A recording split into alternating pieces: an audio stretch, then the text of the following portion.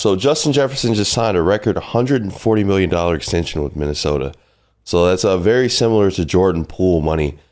So obviously, Justin Jefferson, he's the best wide receiver in the league, some might say. So you got to give him that money. Mm-hmm. But if for you, isn't it great to have a team like the Chiefs who doesn't have to go out there and spend all that money for a wide receiver?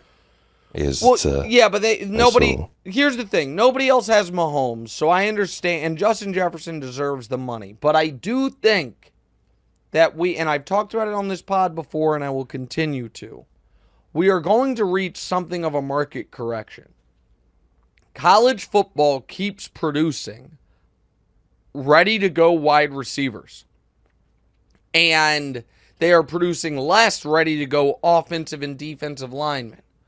So I think you are going to see, maybe not for Justin Jefferson caliber players, but for that next caliber wide receiver, the really good guy, but isn't, top 5 in the league, smart teams say, we can get 85% of that production by a guy in the draft for 10% of the salary.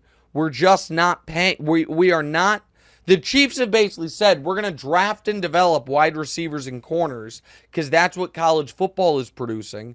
And we are going to pay our offensive and defensive linemen along with the quarterback. Wilds had an interesting thought, which was under the current salary cap structure, can you basically just have $50 million for your quarterback and your wide receiver one and split it up as you see fit? So like for the Vikings, you have Justin Jefferson on the rookie deal, on the record-setting deal, and then a rookie quarterback. For the Dolphins right now, you have Tyreek and Waddle on these crazy deals, but they haven't paid Tua yet.